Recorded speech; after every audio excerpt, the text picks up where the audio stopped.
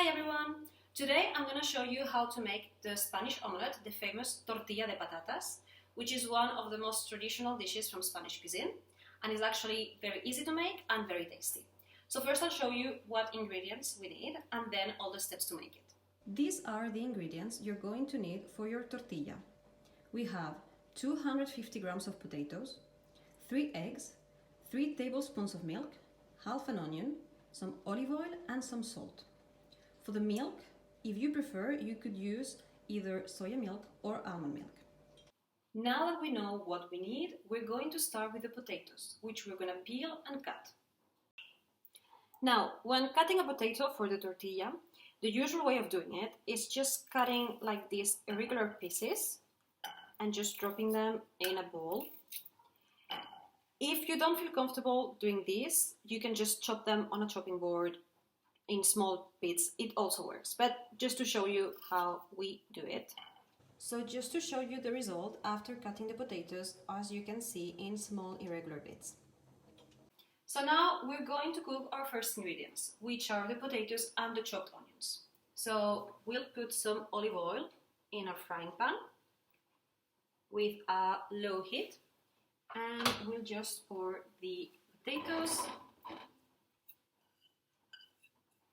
and the onion on it.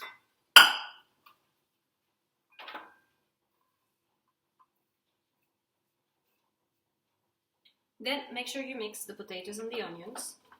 You can always add some more olive oil, and we are also going to add the salt. So some more olive oil and some salt, which really depends how much you want to add.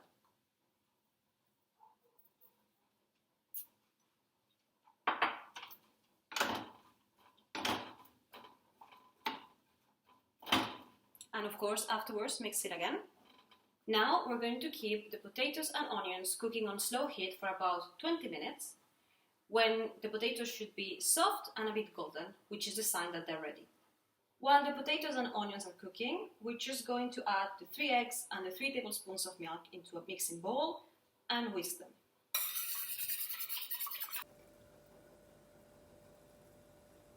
To show you our potatoes ready. So now we're going to pour the potatoes into the egg mixture. This might seem very simple, and it is, but it's very important that you pour the potatoes into the egg mixture and not the other way around.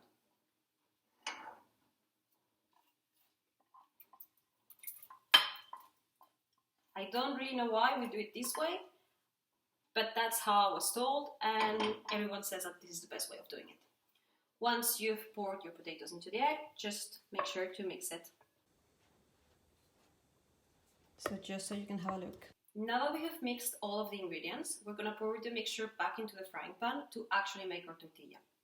I recommend you put some olive oil in the frying pan again just before you do this, so then the tortilla doesn't stick to the pan. But other than that, fairly easy.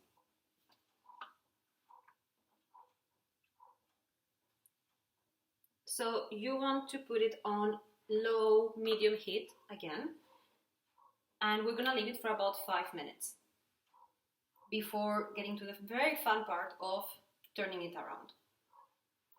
So I'm just going to put everything in here.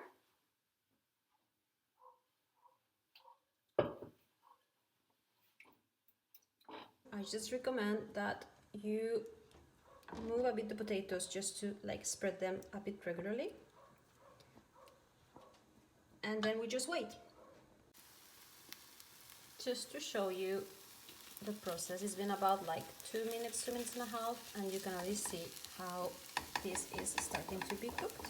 So we're just gonna leave it for a bit longer, and then we'll turn it.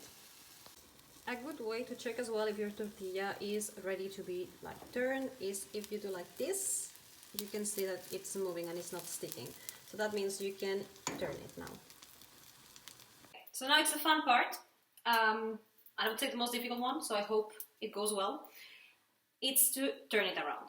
So for that, what I recommend is that you use a lid, or you can use a plate as well. Just be careful to not burn yourself.